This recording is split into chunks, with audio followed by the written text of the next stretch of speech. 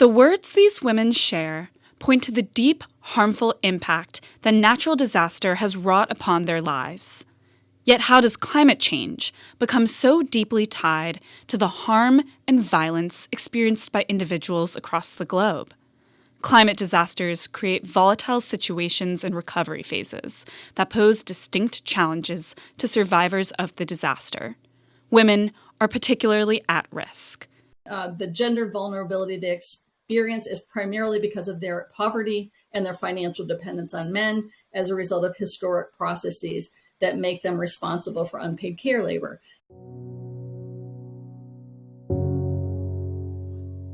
In January 2015, Malawi was inundated with heavy rains and winds, leading to mass flooding and what the UN called one of the deadliest natural disasters to ever hit the country.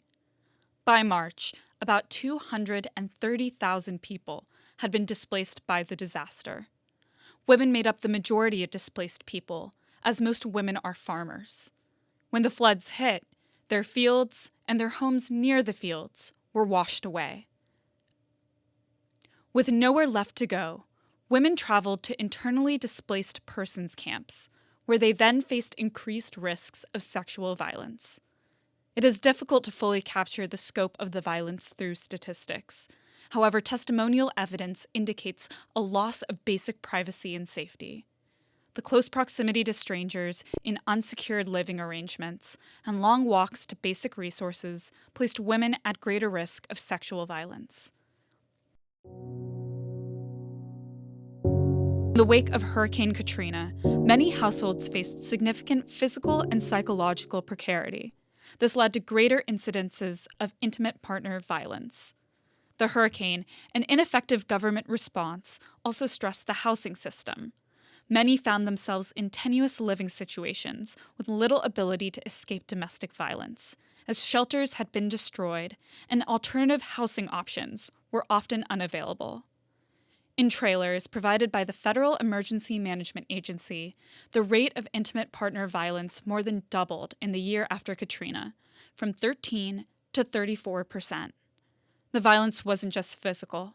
Women reporting psychological abuse also increased by 12 percentage points. Hurricane Katrina demonstrates how too much water can lead to catastrophe. Another kind of climate disaster is when there is too little water.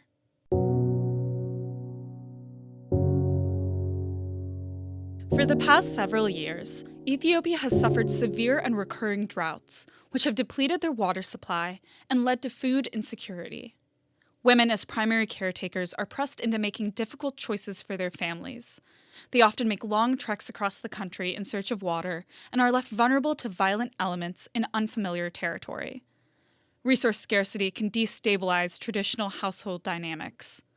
Men, considered the primary breadwinners, are unable to provide for their families and may use violence as a way to regain a sense of power over changing circumstances.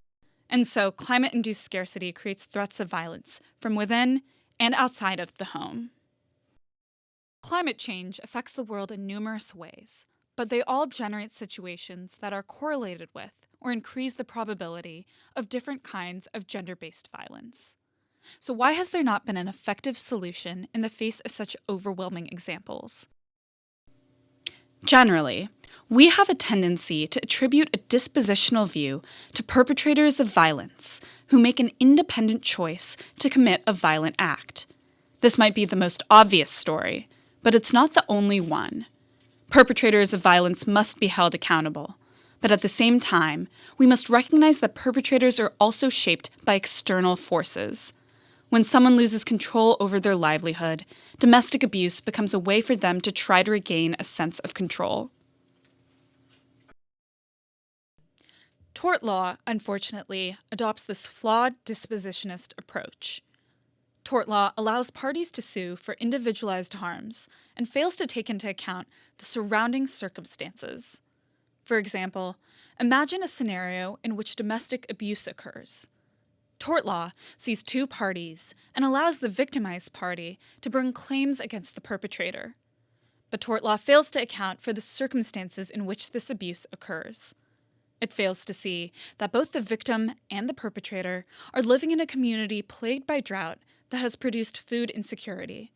It fails to see that climate change has increased the frequency of droughts and that fossil fuel power plants are some of the biggest contributors to climate change. Tort law provides an avenue by which the survivor of abuse can sue the individual perpetrator. But it provides no mechanism by which the survivor can bring claims against the companies, whose activities have exacerbated the environmental conditions that put that survivor at higher risk for abuse. If tort law is not the solution, what can we do? Sasha Drobnik and Marcy Karen from the DV LEAP project and the Network for Victim Recovery of DC have been working on these issues. They first highlight the need for greater recognition of the topic. We really need to find out what's happening at the intake level, what's happening on the ground in different communities. So we really just need a better understanding of the relationship to be able to think about what the policy response should be in a particular local area, but then also across jurisdictions. Without survivors' voices, then there's no hope for effective change or solutions if you're not going to include those who are actually experiencing the impacts and those who can then turn around and know best what's going to work in terms of a response. Then you're just not going to have effective policies. And we can do whatever we can to make sure that further violence isn't exacerbated when there's another flood, because there will be another flood.